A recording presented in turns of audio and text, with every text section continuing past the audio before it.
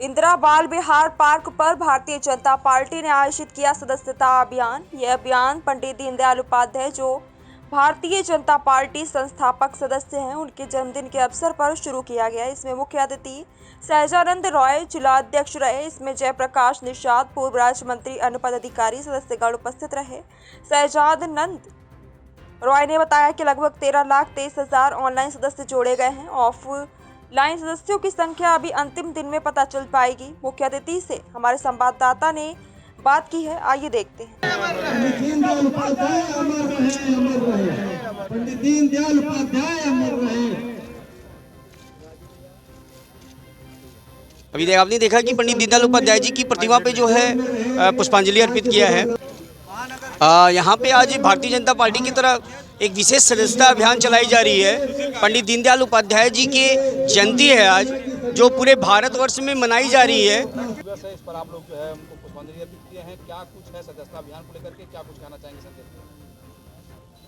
Bharatiya Janata party और भारतीय जनसंघ के संस्थापक, और मैं समझता हूं कि करोड़ों लोगों के मार्गदर्शक पंडित दीनदयाल उपाध्याय जी का आज जन्मदिन है। प्रश्न था आपसे कि इस सदस्यता अभियान से भारतीय जनता पार्टी को क्या फायदा हो सकता है? भारतीय जनता पार्टी एक लोकतांत्रिक पार्टी है और प्रत्येक 6 वर्ष में हम सब लोग अपने भारतीय जनता पार्टी के जो सदस्य होते हैं उस सदस्यता को जीरो करके हम फिर पुनः नई सदस्यता करते हैं। और भारतीय जनता पार्टी एक लोकतांत्रिक पार्टी के माध्यम से हम अपने भारतीय जनता पार्टी परिवार को बड़ा करते हैं। और सदस्यता अभियान आप सब लोगों ने देखा है, पहले भारतीय जनता पार्टी ग्राम स्तर पे हमारी इकाई थी। अब भारतीय जनता पार्टी अपने संविधान में संशोधन करके हमने उसको बूथ स्तर पे अपनी इकाई मानी।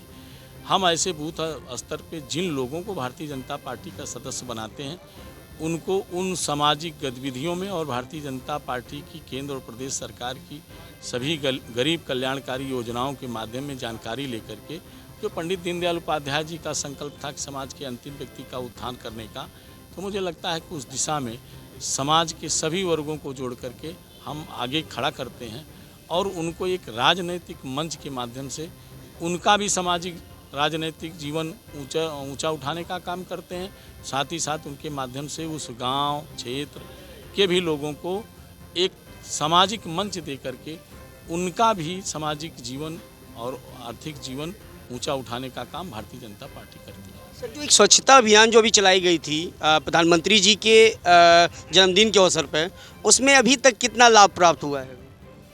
आप अभी देखें, आज़ादी की इतने वर्षों बाद पहली बार 2014 से कोई एक ऐसी सरकार बनी कि जो इस देश में गांधी जी को हम सब लोग मानते हैं। गांधी जी का जोर था कि हम अपने देश को स्वच्छ करें, क्लीन करें, सुंदर करें, जिससे स्वच्छता अभियान से बहुत सारी चीज़ें स्वच्छ ना होने के कारण, गंदगी होने के कारण बहुत जगह बीमारियां फैलती हैं।